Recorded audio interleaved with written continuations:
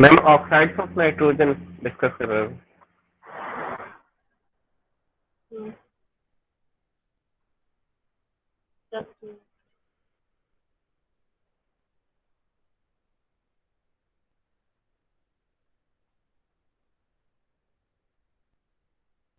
Okay, हम लोग oxides of nitrogen discuss कर रहे थे और हम लोगों ने एयर पॉल्यूटेंट्स के बारे में पढ़ रहे थे ना।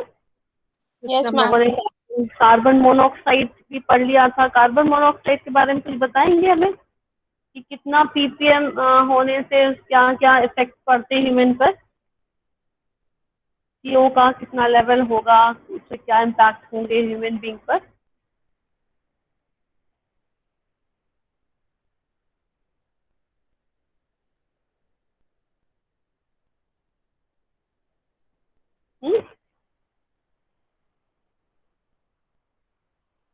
कुछ याद है?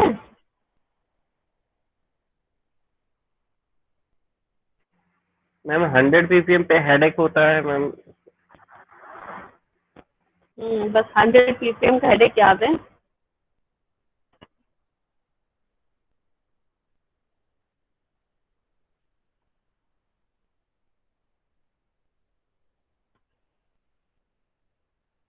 बताया था ना कि 10 ppm तक तो आपका impairment of judgement and visual perception तक होता है। 100 ppm में आपका हेडेक है, डिजीनेस है, वेयरनेस है। 250 ppm तक आता है तो लॉस ऑफ कॉन्शियसनेस, और उसके अबव हम 750 और 1000 ppm में चले आते तो इवन डेथ भी हो जाती है। मेजर सिंक का काम कौन करता है कार्बन मोनोऑक्साइड के लिए? Which act as a major sink for carbon monoxide?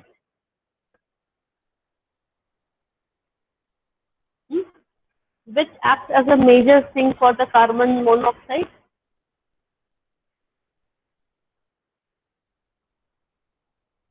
बताइए, इसके बारे में तो काफी डिस्कशन हुआ था।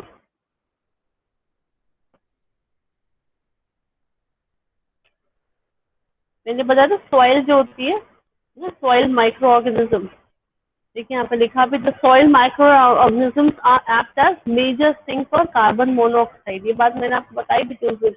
जो सॉइल के माइक्रो ऑर्गेनिज्म होते हैं, ये सिंक का मतलब भी डिस्कस किया था ना। What is the meaning of sink? What is the meaning of sink बच्चों? सिंक कुछ हम लोगों ने टर्मिनोलॉजी पढ़ी थी ना, सिंक है, रिसेप्टर है, सोर्स है। सिंक का मतलब क्या था? It is the store where the pollutant is received and stored for a long. Sink क्या है? It is the store where the pollutant is received and stored for a long. इसको बोलते हैं सिंक। तो यहाँ पे soil micro organism act is the major sink for carbon monoxide. ठीक है। फिर हम लोग आ गए थे ऑक्साइड्स ऑफ नाइट्रोजन पर। ऑक्साइड्स ऑफ नाइट्रोजन मतलब कि NOx। एक्स यहाँ पर हम लोगों ने ले लिया, चाहे वो NO हो चाहे NO2 हो। तो NO2 कहाँ कैसे बनता है, ये सब इम्पोर्टेंट पॉइंट है, क्योंकि अभी इसके बाद हम लोग स्मॉग पढ़ेंगे ना, स्मॉग एंड फोटोकेमिकल स्मॉग के बारे में। तो उसमें सब चीजें आएंगी अभी ये। तो जो NO2 होता है ये कहाँ बनता है? ये एटमॉस्फेयर में बनता है बाय फोटोलिटिक रिएक्शन, NO2 बनता है। ठीक है। और इसके अलावा हमारे जो ऑक्साइड्स होते हैं नाइट्रोजन के, वो नेचुरल और आर्टिफिशियल फिक्सेशन से भी बन सकते हैं। मगर ये जो NO2 जो है, ये मेनली हमारा फोटोकेमिकल रिएक्शन से एटमॉस्फेयर में बनता है। और इसके अलावा जो नाइट्रोजन के ऑक्साइड्स होते हैं, ये कहाँ से मिलते हैं? मेन हमको कोल से, जो कंबशन ऑफ कोल होता है ना, उससे बहुत नाइट्रोजन के ऑक्साइड्स बनते हैं। कोल है, ऑयल है, नेचुरल गैस है, ऑर्गेनिक मैटर है, इससे आपका नाइट्रोजन के ऑक्साइड्स का फॉर्मेशन होता है। इसके अलावा जो आपके इंसिनरेटर्स होते हैं, इंसिनरेटर्स मतलब जानते हैं क्या होते हैं? जहाँ पर आपका गार्बेज पूरा ना एक जलाते हैं, एक फर्नेस टाइप में, जिसमें आपका पूरा जितना भी गार्बेज है ना, लोग घरों में आसपास के लोग जलाते दिखेंगे आपको। तो जो आपका जो डंपिंग होती है, जहाँ पर आपके बड़े बड़े फर्नेस होते हैं, जहाँ पर ये पूरा गार्बेज जलाते हैं, उसको बोलते हैं इंसिनरेटर्स। तो उससे भी आपका क्या है, एयर पोल्यूशन तो हो गई, आपका नाइट्रोजन की ऑक्साइड वहाँ पर भी निकलेंगे। ऑटोमोबाइल्स एग्जॉस्ट है, मेन हमारा तो कोल के कंबशन से बनेगा, है ना, कोल के कंबशन से, उसके अलावा जितने भी फ्यूल्स हैं उससे हमारा ये NO ऑक्साइड बनता है। और NO2 कहाँ बनता है? It is a form by the photolytic reaction in the atmosphere. तो आप यहाँ पर देख रहे हैं N2 plus O2 will give you NO, NO बन गया, और NO फिर O2 से मिलकर के NO2 बन गया। और अब NO2 का क्या होता है? फोटोकेमिकल रिएक्शन होता है। NO2 है, ये आपका फोटोकेमिकल रिएक्शन हो रहा है, यूवी लाइट पड़ी 398 nm की, और क्या बन गया? NO प्लस O बन गया। ये जो NO जो बना है, ये क्या करता है? ये ओजोन से रिएक्ट कर जाता है ना, ओजोन से ऑक्सीडाइज हो जाता है और क्या बना लेता है? NO2 बना लेता है। तो इस तरीके से तो ओजोन का भी तो ये क्या कर रहा है? डिप्लीशन कर रहा है ना, ओजोन से रिएक्ट कर रहा है ना। तो ये बात हम लोगों ने पहले भी डिप्लीशन ऑफ ओजोन में पढ़ा था, याद है? Yes ma'am. ये हाँ, तो NO क्या कर रहा है? अब फिर से ध्यान से देख लो कि N2 plus O2 will give you NO, ठीक है, और फिर NO का फिर से ऑक्सीजन से क्या करके NO2 बना दिया। ये NO2 पे क्या हो जाता है? फोटोलिटिक डिसोसिएशन होता है, फोटोकेमिकल रिएक्शन होता है, और NO और O में 2 क्या देखोगे आप। अब ये जो NO बना है, यहाँ पर भी देखो NO बना था, ये फिर से यहाँ पर NO बन गया। पता है, ये आपका रिएक्शन चलता रहता है, चेन रिएक्शन चलती रहती है इस तरीके से। अब ये जो NO बना, ये फिर से ओजोन से रिएक्ट कर जाता है और क्या बना देता है? NO2 बना दिया। ये साइक्लिक रिएक्शन कंटिन्यूसली क्या है? चलती चली आ रही है। ये NO2 फिर से ओजोन से रिएक्ट करके N2O5 बना सकता है ना। तो ये आपके नाइट्रोजन के ऑक्साइड जो है वो आपके एनवायरमेंट में हो जाते हैं। When NO2 is completely converted into HNO3 by hydration and catalytic oxidation in presence of aerosols, fog और photochemical smog, the chain may be broken. अब ये यहाँ पर ये जो आपसे लगातार क्या बन रहा है? ये जो NO2 बन रहा है, ठीक है, अगर ये NO2 क्या करे? HNO3 में चेंज हो जाए। HNO3 में चेंज होने के लिए से क्या चाहिए होगा बताओ?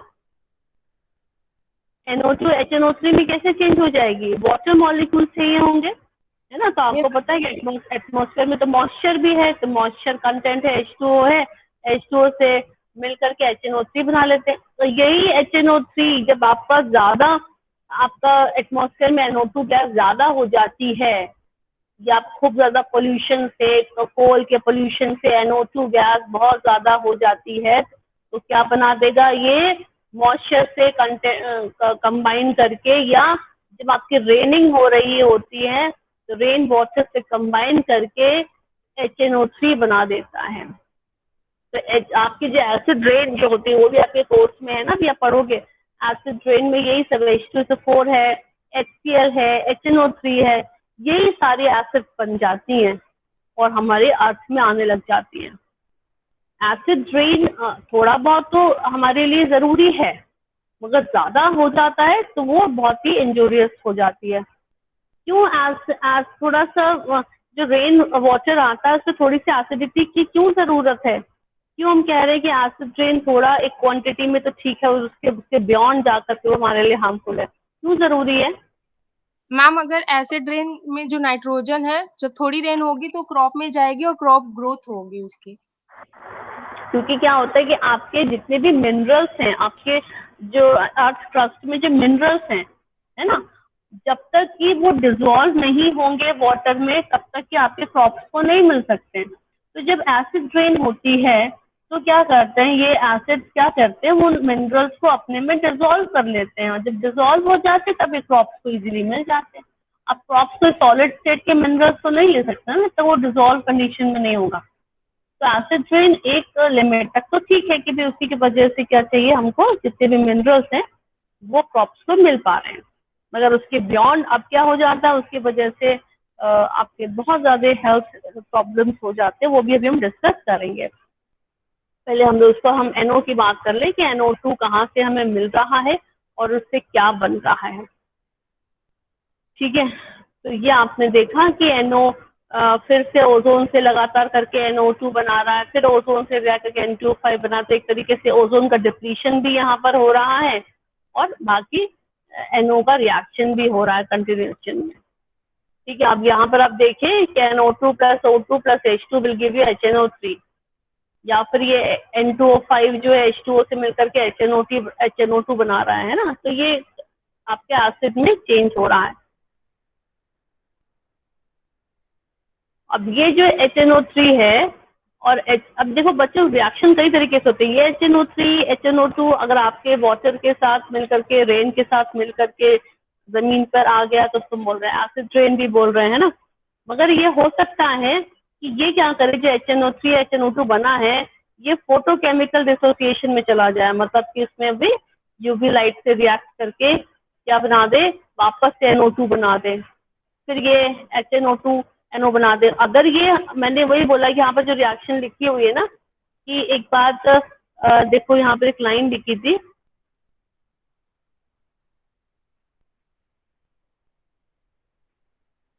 हाँ ये लाइन लिखी हुई है, when the NO2 is completely converted into HNO3 by hydration and catalytic oxidation in presence of aerosols, fog or photochemical smog, the chain may be broken।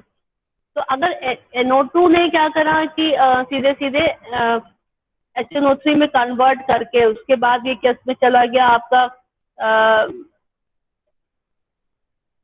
NO2 is completely converted into HNO3 by hydration and catalytic oxidation in presence of aerosol, fog और photochemical smog, the chain may be broken। तब आपकी chain break हो सकती है ना।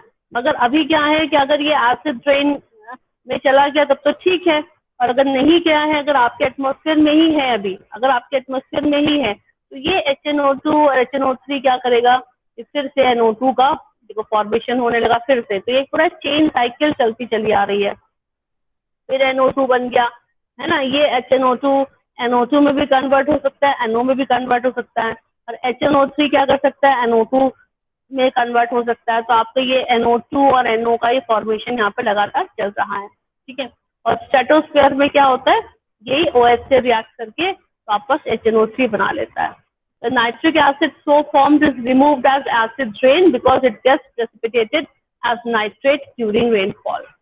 यहाँ पर आपकी चेन ब्रेक हो सकती है अगर ये नीचे आ जाए। मगर अगर आपके एटमॉस्फेयर में ही कंटिन्यूसली ये है तो क्या हो रहा है, रिएक्शन करता जाएगा, तो ये ओजोन से रिएक्ट करेगा और NO2 बनाएगा, या फिर से रिएक्ट करेगा फिर NO बनाएगा। तो ये आपका चेन रिएक्शन चलती चली जाती है। This is very very important thing. ये रिएक्शन बहुत इंपॉर्टेंट है क्योंकि आपके एसिड रेन के लिए या फिर आपके ये जो स्मॉग फॉर्मेशन होते हैं उसके लिए बहुत इंपॉर्टेंट है। It is also important to note that photochemical and chemical reactions involving NO2 and hydrocarbons induced by sunlight can lead to the formation of photochemical smog। ये बहुत important बात है कि यहाँ पर जो photochemical reactions हो रहे हैं, है ना, तो वो सब हमारा क्या बनाएगा, बाद में photochemical smog बनाएगा। ये क्या होता है इसके बारे में कुछ जानते हैं? What is the meaning of photochemical smog? Ma'am धुंध जैसी छाई रहती है। नहीं, धुंध जैसे तो छाई रहती है, उसको तो फॉग कहते हैं, वो तो फॉग होता है। स्मॉग क्या होता है और फोटोकेमिकल स्मॉग क्या होता है?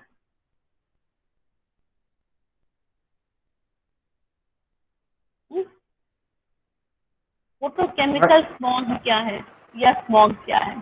मैम स्मोक तो स्मोक एंड फॉग का जो कंबाइंड फॉर्म होता है मैम वो स्मोक होता है। हाँ, मतलब स्मोक प्लस फॉग। मैम जैसे पॉल्यूशन, ज्यादा पॉल्यूशन हो जाता है तो धूप निकली रहती है फिर भी थोड़ा सा धुंध टाइप में रहती है। नहीं तो होता क्या है कि जितना का बहुत पोल्यूशन बढ़ गया है ना, पोल्यूशन भी बढ़ा हुआ है, आपके एटमॉस्फेयर में गैसेस भी बहुत सारी हैं, और इसके अलावा क्या है, फॉग भी है।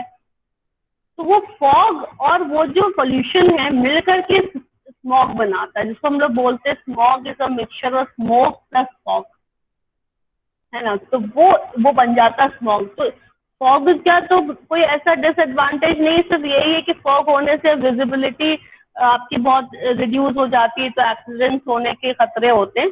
अदरवाइज फॉग से हमें कोई नुकसान ऐसा नहीं हो रहा है, मगर हाँ स्मॉग से हो रहा है क्योंकि जब बहुत पोल्यूशन बढ़ गया तो वो पोल्यूटेंट पार्टिकल्स जो थे वो आपके वाटर पार्टिकल से मिल करके उन्होंने पूरा एक बना दिया उसको बोला हमने बोला स्मॉग, है ना।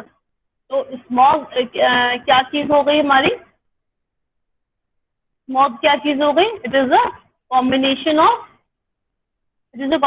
ऑफ स्मोक एंड फॉग, है ना। और ये सबसे पहले ये 90s में इसको डिस्क्राइब किया गया था कि जब बहुत एयर पोल्यूशन हो गया था तो वहाँ पे स्मॉग हो गया था, तो मतलब ये वर्ड डिस्क्राइब किया गया था। एंड जितना भी स्मोक आ रहा था ना, usually came from the burning coal से बहुत स्मोक आता है, और उसी की वजह से वहां पर आपका ये स्मोक का फॉर्मेशन हो गया था, है ना। और एक दूसरा वर्ड आता है फोटोकेमिकल स्मोक। फोटोकेमिकल स्मोक क्या है,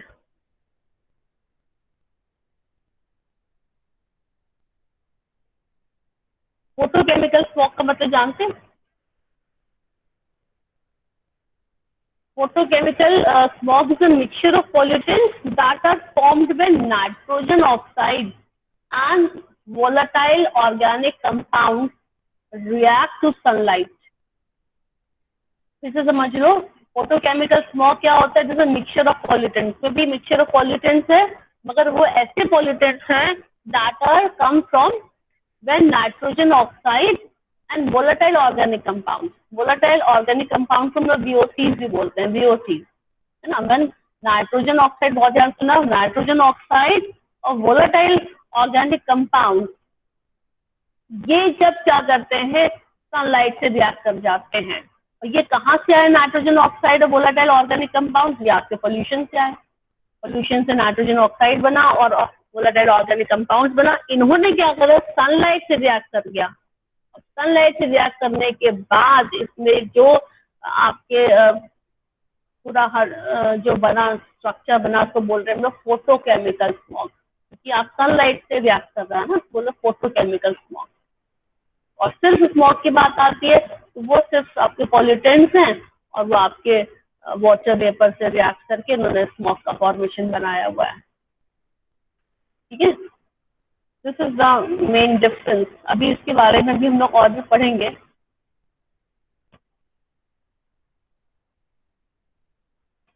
तो चलिए वापस से हम लोग आते हैं यहीं पर ही।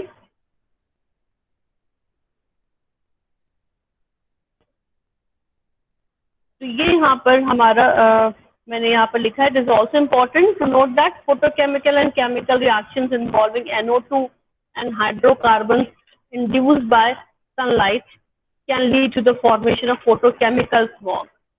तो फोटोकेमिकल स्मॉग में आपको मालूम होना चाहिए NO2 और जो वोलेटाइल के होते हैं ना, VOCs जो होते हैं, वोलेटाइल ऑर्गेनिक कंपाउंड, वो रिएक्ट कर जाते हैं सनलाइट से। अब यह होता है कि भाई अगर ऐसा है तो भाई NO नाइट्रोजन ऑक्साइड से उसका मतलब बहुत ज्यादा हार्मफुल है। आपका स्मॉग भी बनाते हैं, फोटोकेमिकल स्मॉग भी बनाते हैं, ऐसे ड्रेन भी कर रहे हैं। तो इससे तो कंक्लूजन ये निकला कि भाई जो नाइट्रोजन के ऑक्साइड को तो कंट्रोल करना चाहिए। अब उसको कंट्रोल कैसे करा जाए, आपको पता है कि मैंने क्या बोला कि आपके कोल से बहुत ज्यादा ये आपका नाइट्रोजन के ऑक्साइड बनते हैं। तो हमको क्या करना चाहिए कि कोल का यूज कम से कम करें। जो फ्यूल्स हैं उसमें कुछ ऐसे हम चीजें डालें जिससे हमारा जो गैसेस हैं, NOx गैसेस, वो कम से कम रिलीज हो, है ना। उसके बाद आता है नेक्स्ट थर्ड गैस है बच्चे, सल्फर डाइऑक्साइड। ये भी यहाँ पे बहुत इम्पोर्टेंट गैस है फॉर द पोल्यूशन की सबसे इम्पोर्टेंट गैस थर्ड नंबर पर सल्फर डाइऑक्साइड भी आती है, क्योंकि इसके साथ भी यही है कि ये भी एसिड रेन के लिए बहुत रिस्पॉन्सिबल है। मैंने बताया ना कि SO2 क्या करेगा, ये भी आपका वाटर से रिएक्ट करके क्या बनाएगा, H2SO4 बनाएगा, और H2SO4 आपका ये आपका एसिड रेन में ये बहुत रिस्पॉन्सिबल है। तो इसको भी हम लोग SOX के फॉर्म में हम लोग बोल सकते हैं। अब ये जो आपकी सल्फर डाइऑक्साइड है या सल्फर वाली जो गैसेस हैं, ये हमें कहाँ से आती है, ये वोल्केनिक एक्टिविटी है ना। और या आपका ये जो combustion of any sulphur bearing material से in coal fired power station and rain fire transportation melting of sulphide ओर।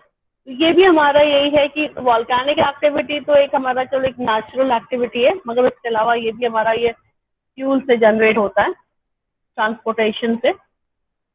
और सल्फाइड और जब हम लोग मेटलर्जिकल ऑपरेशंस करते हैं तो वहां पर भी ये सल्फर डाइऑक्साइड गैस वहां से एमिट होती है।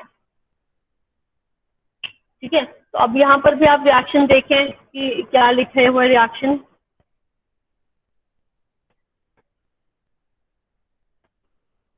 देखो ये ओवरऑल रिएक्शन देखो, SO2 है, हाफ O2 है प्लस H2 है, ये भी यूवी लाइट के प्रेजेंस से क्या बना दिया, H2SO4 बना दिया, और ये भी H2SO4 ही बन रहा है, ये एरोसोल में चला गया, है ना। ये आपका रिएक्शन हो गया, H2SO4 बन गया। The droplets of H2SO4 aerosol can give rise to acid rain। ये मैंने बताया, यही आपको बाद में क्या करता है, एसिड रेन में कन्वर्ट हो जाता है, और ये एसिड रेन में कन्वर्ट होकर के बहुत हार्मफुल होता है आपके जितने भी पल्मोनरी रीजन ऑफ लंग्स है ना, रेस्पिरेटरी प्रॉब्लम्स हैं, खासतौर से जो आपके जो बूढ़े लोग हैं उनके पे बहुत ज्यादा उनके लंग्स पर असर डालता है। इसलिए एसिड ड्रेन में जो H2SO4 आता है, और H2SO4 कहाँ से कन्वर्ट हो रहा है, कहाँ से मिल रहा है हमको, SO2 से मिल रहा है ना, SO2, और ये half oxygen and plus H2O in presence of photochemical, this is a HNu, this will give you H2SO4 and then it will convert into the acid rain, acid rain के साथ मिलकर के acid rain बनाता है। बाकी आपके जो hydrocarbon हैं, मैंने आपको बोला है कि हाइड्रोकार्बन जितने भी होते हैं, खासकर वोलाटाइल ऑर्गेनिक हाइड्रोकार्बन, इसी से हमारा फोटोकेमिकल स्मोक का फॉर्मेशन होता है। तो हाइड्रोकार्बन में क्या क्या चीजें हैं, आपका इथेन है, ब्यूटेन है, पेंटेन है, ये सब हाइड्रोकार्बन कहाँ से आते हैं बताइए, ये कहाँ से आते हैं, ब्यूटेन है, पेंटेन है, इथेन है, ये सब हाइड्रोकार्बन कहाँ से आते हैं।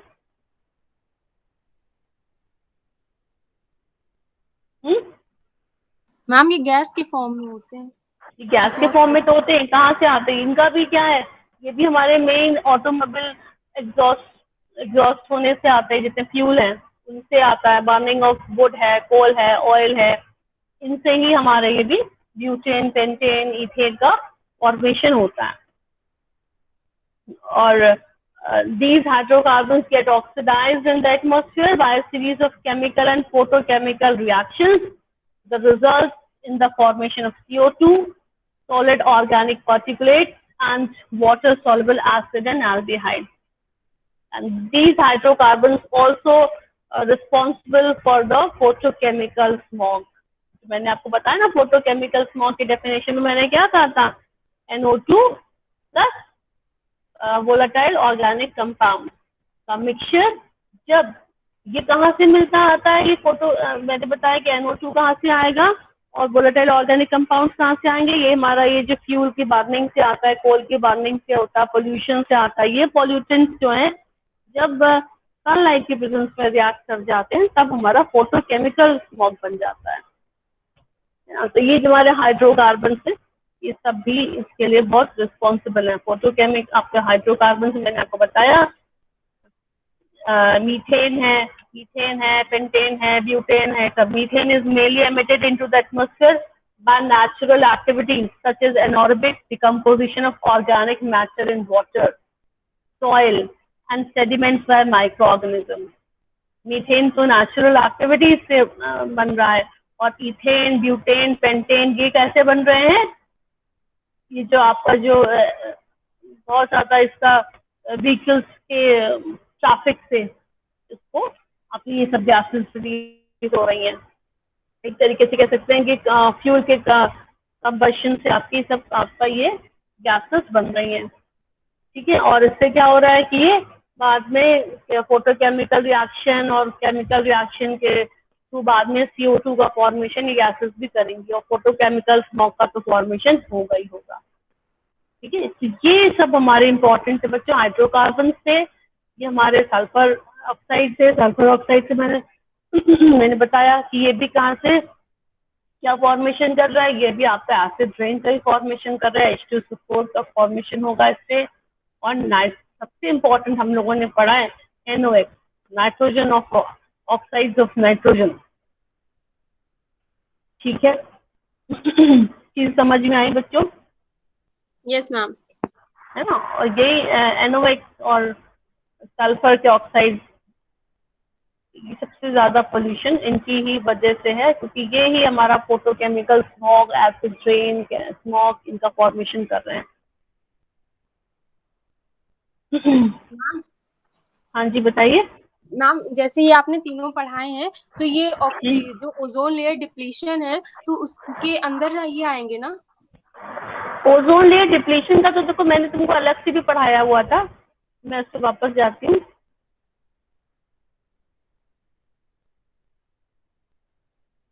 देखो स्क्रीन विजिबल हो रहा है ना, ये देखो डिप्लीशन ऑफ ओजोन लेयर, ये तुम लोगों को मैंने नोट भेज तो दिए हैं। Yes ma'am. देखो यहाँ पे सेम वही रिएक्शन तो है ना जो मैंने तुमको दिखाई थी, NO3 से रिएक्ट करके NO2 बना रहा है। ये भी यहाँ पर आप यही जब डिप्लीशन ऑफ ओजोन लेयर की हम बात कर रहे थे तो हमने ये बोला था कि जो आपका NO होता है वो भी रिस्पॉन्सिबल होता है, Cl बहुत ज्यादा रिस्पॉन्सिबल होता है ओजोन को डिप्लीट करने के लिए, क्योंकि जब ओजोन को डिप्लीट करना होता है तो क्लोरीन का एक एटम 10⁵ मॉलिक्यूल्स ऑफ ओजोन से रिएक्ट कर सकता है, ये है ना। ये आपके भी डिप्लीशन का यहाँ पर भी रिएक्शन आप लिख सकते हो, है ना। NO3 से मिलकर के NO2 बना रहा है, यही NO2 क्या कर रहा है। अब यहाँ आप लोगों ने पढ़ा था कि ओजोन का डिप्लीशन कैसे हो रहा है, वहां आप पढ़ रहे हो कि नाइट्रोजन के ऑक्साइड कैसे बन रहे हैं। ये NO ही क्या करता है, ओजोन से रिएक्ट करके NO2 बनाता है, और ये कंटिन्यूस में चलता रहता है, इसलिए साइक्लिक रिएक्शन उनको बोलते हैं कि ये चीजें चलती रहती हैं चलती रहती हैं। ठीक है, ये नोट्स आपके पास होंगे, यस मैम। है ना।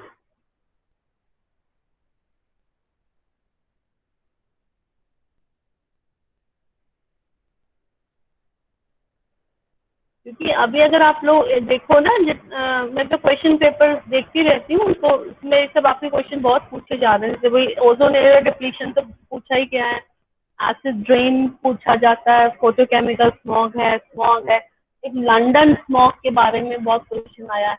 लंदन स्मॉग, लंदन स्मॉग जानते हैं क्या होता है? No ma'am.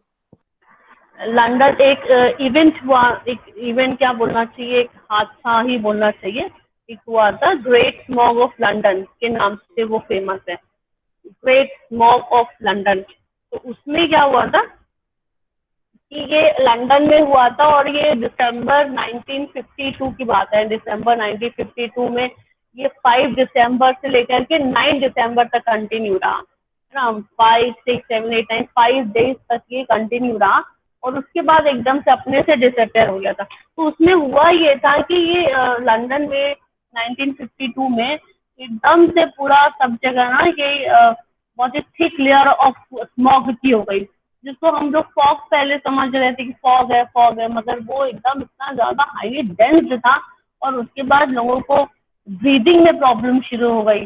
वो वजह सिर्फ यही थी कि वहां पर सब तो एकदम कोल्ड वेदर था, दिसंबर की बात थी, है ना, कोल्ड वेदर था, और एकदम विंडलेस कंडीशन थी उस समय वहां पर। तो वहां पर जो आपके जो वाटर पार्टिकल्स जो एटमॉस्फेयर में थे वो, और आप उस समय कोल का बहुत यूज था, तो कोल के यूज से जो आपकी हुई गैसेस रिलीज हुई, आपके नाइट्रोजन के ऑक्साइड रिलीज हुए, और क्या रिलीज हुआ, ये आपका वोलाटाइल ऑर्गेनिक कंपाउंड, ये सब रिलीज हुए। तो इन सब ने मिल करके एक बहुत ही फॉग, बहुत ही डेंसली फॉग बना दिया था, जिसको फिर हम स्मॉग ही नाम देंगे।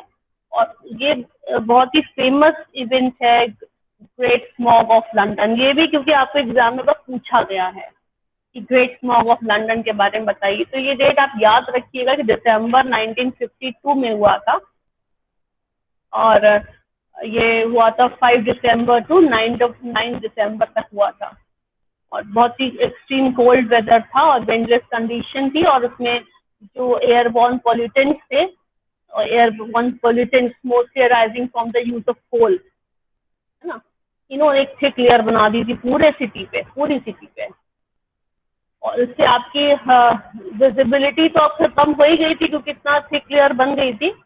और मगर इवन ये इतना ऐसा स्मॉग था कि इंडोर एरियाज में भी पेनिट्रेट कर गया था, घरों में आ गया था, और इससे पहले एक इवेंट मतलब एक यहाँ पर भी एक हादसा हो चुका था, उसको नाम दिया गया था पी सुपर।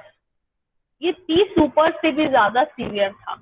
ये जो आपका लंदन स्मॉग या ग्रेट स्मॉग ऑफ लंदन, ये पी सुपर से भी ज्यादा था। तो पी सुपर नाम क्यों दिया गया? एक्चुअली तो पी सुपर वाला जब हुआ था ना, तो उस समय क्या हुआ था कि वैसे ही स्मॉग बन गया था, मगर उस स्मॉग को उन्होंने पी सुपर नाम इसलिए दिया था, कहते जैसे पी का सूप बनाया हम लोग, मटर का अगर हम सूप बनाए तो कैसा ग्रीन ना, डार्क ग्रीन सा थिक सा बनेगा, तो वैसे एकदम ना ग्रीनिश और ब्लैकिश फॉग हो गया था। तो वो जो ग्रीनिश और ब्लैकिश फॉग उस समय हुआ था ना, जिसको हम लोग बोल रहे हैं पी सूप फॉग, तो पी सूप फॉग जब हुआ था तो उसको वो ग्रीनिश और ब्लैकिश कलर का हुआ था। और उसमें क्या था, उसमें सूट पार्टिकल्स थे। सूट पार्टिकल्स मतलब ये कार्बन के, है ना, सूट पार्टिकल्स थे और सल्फर डाइऑक्साइड गैस थी। सल्फर डाइऑक्साइड गैस और सूट पार्टिकल्स थे। तो इन्होंने मिलकर के आपके फॉग के साथ मिलकर के स्मॉग बनाया था और उसका नाम रखा गया था P soup fog. P soup इसीलिए रखा गया था क्योंकि बिल्कुल जैसा लगता है मटर के सूप जैसा, एकदम गाढ़ा और हरे रंग का, येलोइश ग्रीनिश और ब्लैकिश फॉग था, उसको बोला था पी सूप फॉग। तो ये पी सूप फॉग जब हुआ था उससे भी ज्यादा सीवियर ये हुआ था ग्रेट फॉग ऑफ लंदन, ये उससे ज्यादा फेमस हुआ था। ठीक है, बात समझ में आई कि नहीं आई? Hello, am I audible? Yes yes ma'am. तो ये जो आप जो ग्रेट स्मॉग ऑफ लंदन की मैं बात कर रही हूँ, तो इसमें अराउंड 4,000 पीपल डेथ हुई थी। तो मतलब 4,000 पीपल जो डेथ बताते हैं, तो मेरे ख्याल से ज्यादा ही थी, 10,000 की डेथ थी, क्योंकि 4,000 तो ऑफिशियली बताते हैं ये कि 4,000 की डेथ थी, मगर 10,000 करीब उस समय उसी स्मॉग से लोग मर गए थे। और करीब 1 लाख के ऊपर जो लोग थे उनको रेस्पिरेटरी ट्रैक में इंफेक्शन हो गया था, स्मॉग के इफेक्ट्स आ गए थे। तो इस वजह से ये बहुत ही इम्पोर्टेंट थिंग है। बट आपको एग्जाम में पूछा जाएगा तो आपको एक तो ये डेट याद रखनी है, और दूसरी बात है किसकी वजह से हुआ था। मैंने आपको बताया कि अगर आप पी सुपर्स के बारे में बात करेंगे तो पी सुपर्स पे तो सूट पार्टिकल्स की वजह से और सल्फर डाइऑक्साइड गैस की वजह से हुआ था, है ना। तो यहाँ पर जो हुआ था ये एक्सेस यूज ऑफ कोल की वजह से हुआ था, उसकी वजह से यहाँ पर जो गैसेस रिलीज हुई थी वो बन गया था। तो इसके बारे में भी पूछा गया है, तो ये भी याद रखिएगा आप लोग, ठीक है। ये आपका ग्रेट स्मॉग ऑफ लंदन।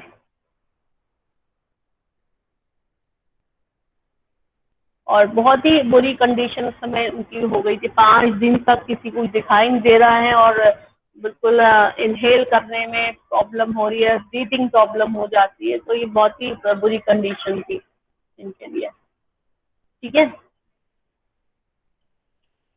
देखो एक कोई अगर मुझे स्लाइड भी दिखती है तो मैं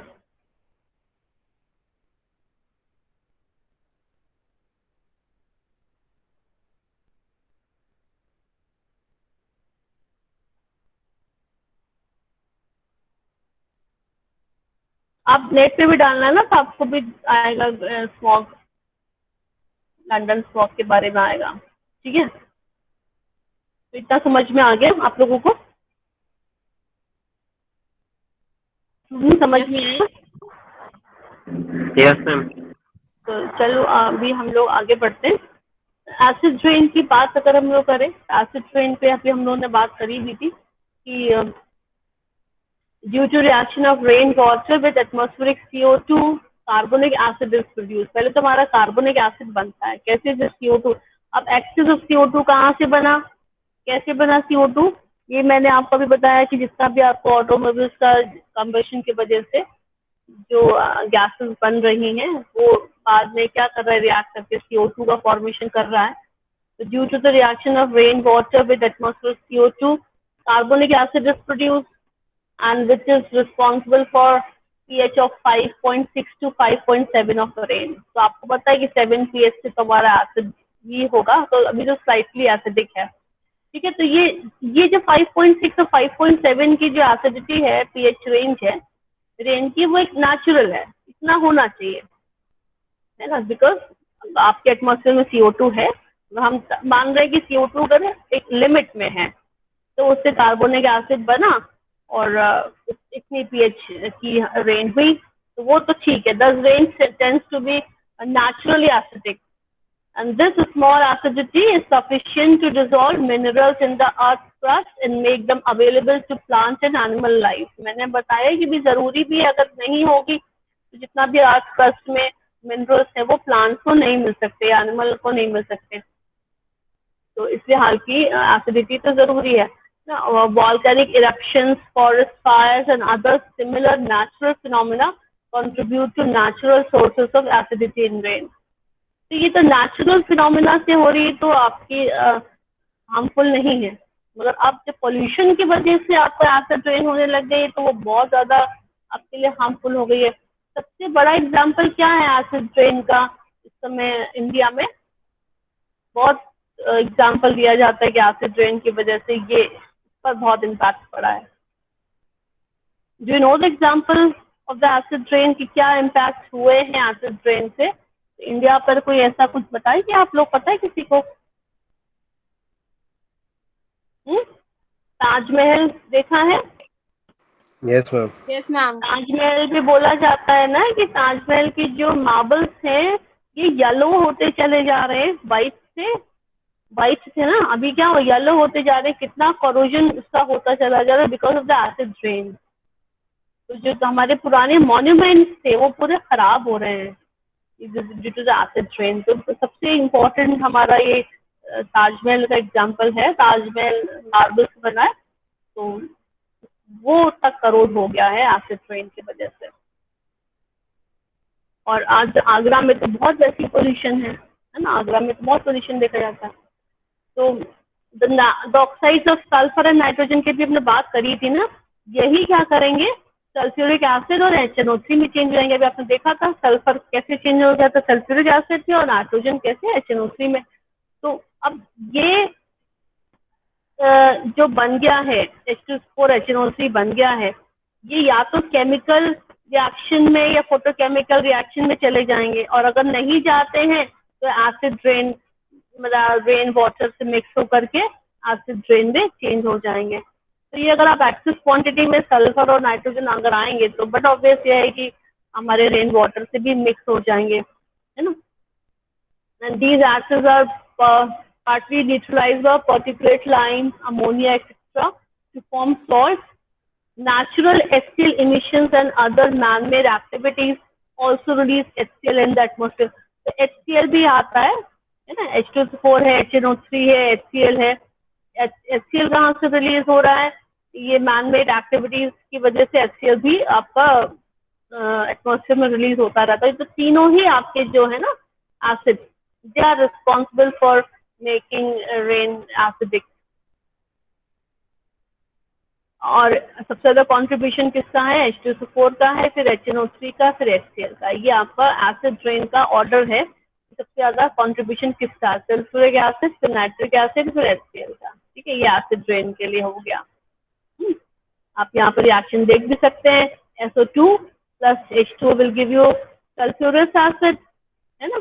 और फिर ये SO2 फिर O2 और H2O से मिलकर के सल्फ्यूरिक एसिड भी बना सकता है। तो दोनों आपकी पॉसिबिलिटी है, सल्फ्यूरस एसिड बन जाएगा अगर ऑक्सीजन नहीं मिली उसे, और ऑक्सीजन भी मिल गई तो सल्फ्यूरिक एसिड बना दिया।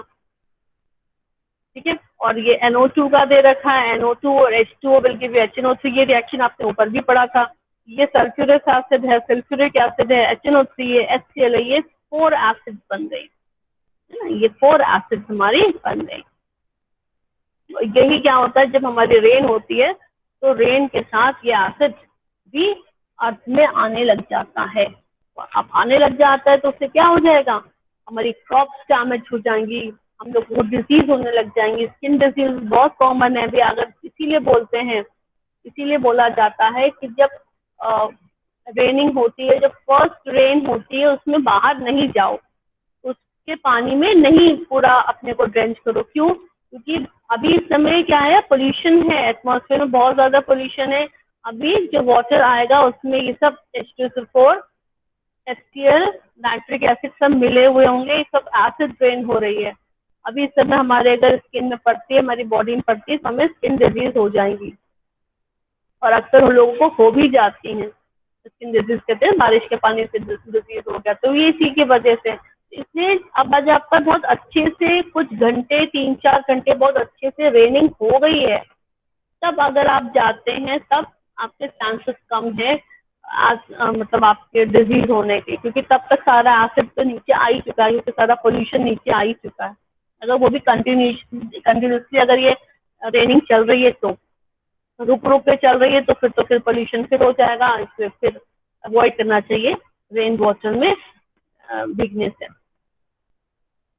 तो कहाँ कहाँ एसिड रेन अगर होंगी, कि जहाँ पर बहुत थिकली पॉपुलेटेड सिटीज हैं, मतलब वहीं पोल्यूशन सबसे ज्यादा होगा। इंडस्ट्रीज जहाँ पर होंगी, इसीलिए आगरा में मैंने बोला कि आगरा में भी बहुत पोल्यूशन है, और उसकी वजह से वहाँ पर भी जो एसिड रेन होती है, इससे ताजमहल पर बहुत ज्यादा बैड इम्पैक्ट पड़ा है। ठीक है, तो अब बाकी की बात की भी क्या क्या एक्सटेंसिव डैमेज है, आपको पता है कि अभी बताया है मैंने कि ये यहाँ तक कि जो आपके जो स्टील है, जिंक है, इन सबको भी आपको करोड कर देता है ना। तो ऑयल बेस्ड पेंट्स हैं, ऑटोमोबाइल कोटिंग्स हैं, स्टील है, जिंक है, इनका भी आपको करोड कर देगा, डैमेज कर देगा। क्रॉप्स को तो करेगा ही करेगा, है ना। Leaching of nutrients from leaves में से न्यूट्रिएंट्स निकल जाएंगे। क्यों निकल जाएंगे? क्योंकि जब एसिड पड़ेगा तो एसिड क्या करेगा, लीव्स का जो न्यूट्रिएंट्स है उसको अपने में डिसॉल्व कर लेगा, उसको बाहर निकाल देगा, उसको कहते हैं लीचिंग ना। और and alteration of seed germination characteristics hindering the process of photosynthesis, ये सब आपके क्रॉप्स को डैमेज करेगा, जो हमारे harmful effects of acid rain की बात कर रहे हैं। और इसके अलावा फॉरेस्ट की प्रोडक्टिविटी को रिड्यूस कर देगा, क्योंकि आपके सॉइल को इतना ज्यादा एसिडिफाई बना देगा कि इतना एसिडिफाई कर देने से क्या होगा, आपका क्रॉप्स है या ट्रीज है, ये सब नहीं ग्रो कर पाएंगे। और इसके अलावा आप बिल्डिंग्स हैं, स्ट्रक्चरल मटेरियल्स हैं, एंशिएंट स्ट्रक्चर्स है, जैसे मैंने बताया आपको कि ताजमहल का बहुत इंपॉर्टेंट एग्जाम्पल है। लाइमस्टोन है, मार्बल से बने हुए जितने भी एंशिएंट बिल्डिंग्स हैं, ये सब के सब डैमेज हो जाते हैं। और बाकी फ्रेश वाटर लाइफ को तो करेगा ही करेगा, क्योंकि जब एसिड रेन होगी तो उसमें तो कितना आपके ओशियन हैं, आपके रिवर्स हैं, तो यहाँ पर जितनी भी लाइफ हैं, आपके फिश हैं, टॉर्टल्स हैं, ये सब कोई लाइफ को डिस्टर्ब कर देता है। और आईज है और हमारी म्यूकस मेम्ब्रेन है, इन सब में इरिटेशन स्टार्ट हो जाता है। बाकी स्किन डिजीज तो होती ही होती है। तो ये these are the harmful effects of the acid rain. Is it clear to all of you? Yes, ma'am. Yes ma'am. तो एसिड रेन तो बहुत कॉमन फिनोमेना है, बहुत सुना होगा तुम लोगों ने और जानते भी होगे इसके बारे में। Yes, ma'am. Acid Yes, ma'am. Rain है। बाकी हमारा मैंने बताया स्मॉग है, फोटोकेमिकल स्मॉग है, तो वो हम लोग नेक्स्ट टर्न पे पढ़ेंगे। फोटोकेमिकल स्मॉग देखो, लॉस एंजल्स पे भी हुआ था ये वाला, मेरे ख्याल से तभी हुआ था ये इनका, जो मैं बोल रही हूँ ना पियर वाला, टी सुपर्स यहाँ पे हुआ था लॉस एंजल्स में। और London, great smog of London तो लंदन में हुआ था। इसके बारे में हम लोग नेक्स्ट टर्न पे फिर पढ़ते हैं, क्योंकि एग्जाम में तुम लोगों को फोटोकेमिकल स्मॉग और स्मॉग के भी डिफरेंस भी पूछा गया है, और ये क्वेश्चन भी पूछा गया है कि ग्रेट स्मॉग ऑफ लंदन बताइए, तो ये पता होना चाहिए। बाकी आप लोग थोड़ा सा नेट पे भी देखना, ग्रेट स्मॉग ऑफ लंदन नहीं मिलेगा तो फिर मैं आप लोगों को उसका भी भेज दूंगी मैटर। ठीक है, और कुछ पूछना है? कुछ पूछना है स्टूडेंट?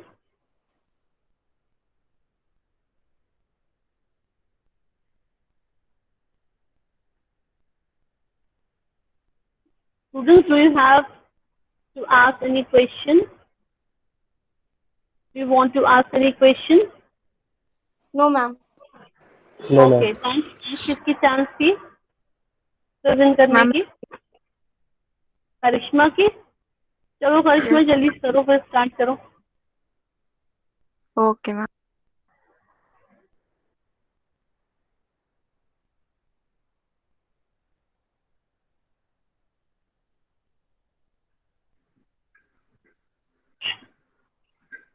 सबसे पहले टॉपिक बताया करो कि I am going to deliver my lecture on this topic, है ना? तो पहले टॉपिक बताइए, क्या कर रही हैं आप?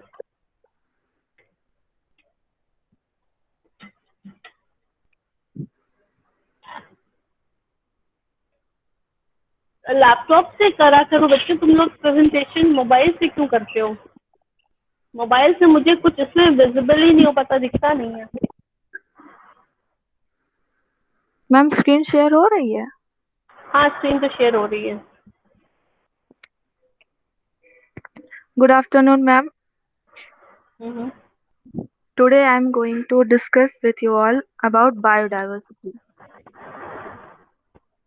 The term, biodiversity. yes ma'am, hmm. the term biodiversity was first coined by Walter G. Rosen in 1986. The biodiversity comprises of a collection of non-living organisms known as the biodiversity, which constitute the vital life support for survival of human race. Biological diversity, abbreviated biodiversity, represented the sum total of forms, unicellular, fungi, protozoa, bacteria, and multicellular organisms, such as plants, fishes, and mammals, at various biological levels, including genes, habitats, and ecosystems. We can be divided into two terms. First, wild, which means life, and diversity, which means variety. Let us see what are various concepts and types of biodiversity. This is the variety of life from not from on Earth and the essential interdependence of all living, as defined in Convention on Biological Diversity, signed at Rio de Janeiro, Brazil in 1992 by 154 countries. The biodiversity. बेटा ये just minute Karishma, Yes, let ma'am. Me tell you, one thing, ये पूरी पूरी PPT जो है ना तुम्हारी, slide share में है ना? मैंने Yes, तुम लोगों को काम दिया था कि तुम लोग खुद से बनाओ। अगर ये पूरी पूरी पीपीटी तुमने वहां से ही ले ली, ठीक है, आप कुछ एक आध स्लाइड ले ले तो समझ में आता। मेरे पास पूरी पूरी पीपीटी है इसकी। अभी तुम आगे स्क्रॉल नहीं भी करोगे, मुझे पता है कि क्या क्या है ना? तो this should not be done. ये चीजें नहीं होनी चाहिए। आप कुछ एक स्लाइड लेना चाहें तो आप ले लें। ये पूरा पूरा स्लाइड शेयर में ही दे रखा है। देखिए इसमें 25 स्लाइड्स आर देयर, और आपने पूरा कोई कॉपी कर दिया, है ना? क्यों yes, ma'am.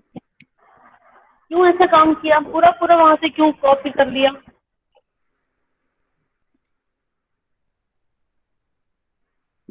बताओ बताओ। आपने खुद से अपने कुछ भी एफर्ट्स नहीं करे? कुछ तो एडिट करती, कुछ भी एडिट ही नहीं करा, पूरा पूरा वैसे ही स्लाइड शेयर का मुझे दिखा दिया।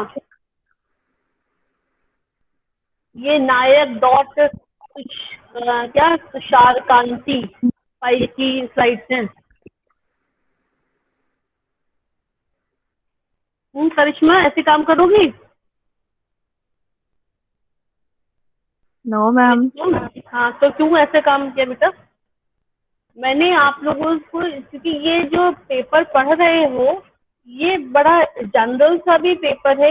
ऐसा नहीं कि बिल्कुल आप कुछ नई चीज पढ़ने जा रहे हैं। पोल्यूशन सबको मालूम है, बायोडाइवर्सिटी है, इकोसिस्टम है, हम लोग बचपन से सब चीजें वर्ड्स पढ़ते आ रहे थे। तो मेरा मानना था कि थोड़ा बहुत अपने से सर्च करके अपना एक स्लाइड बनाओगे तो तुम्हें कितनी नॉलेज है, बढ़ेगी आपकी नॉलेज और बढ़ेगी, और अपने कॉन्सेप्ट क्लियर होंगे। फिर जब हम लोग डिस्कस करेंगे, पढ़ेंगे, तो और चीजें क्लियर होंगी।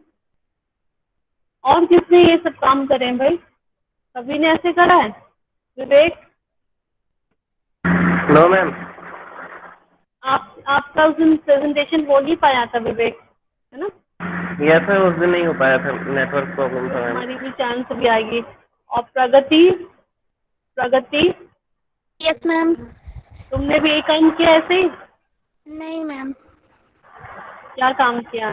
बनाई है स्लाइड? Yes, yes ma'am. तो करिश्मा अभी आपके पास टाइम है, नेक्स्ट वीक से आपका देखेंगे, तब तक बना लोगी? Karishma, are you there? Yes, ma'am. हाँ, तो अपनी स्लाइड खुद से बनाओगी पावर पॉइंट पर? Yes, ma'am. ठीक है, तो अभी खुद से बनाना, इसको ये नहीं दिखाओगी तो बेटा पूरी पूरी नेट से आपने ले लिया है, ठीक है? तो अब नेक्स्ट आपका वीक पे तब आपकी चांस आएगी, तब आप पूरा अच्छे से प्रिपेयर कर लेना। Okay, Okay, ma'am. चलो ओके स्टूडेंट, 7 से गॉड ब्लेस यू। मुझे अटेंडेंस भेज दो। आज सिर्फ 5 ही बच्चे हैं क्लास में। यस हाँ, सेंड मी अटेंडेंस। ओके, 7 से। मैम। हाँ बोलिए। हाँ मानसी बोलिए। मैम, जो ऑर्गेनिक आप पढ़ा रही हैं उसके भी एग्जाम पेपर्स हम लोग को शेयर कर दीजिएगा। अच्छा ठीक है, वो अभी मेरे पास है नहीं बेटा, अभी मैं सर से बोलती हूँ, अगर उनके पास होंगे तो मैं शेयर कर देती हूँ। इसके थे मेरे ओके, पास थैंक यू तो मैम। मैंने कर दिए थे। ठीक है, I will ask to sir. Okay student, summarise के God bless you. Thank you ma'am.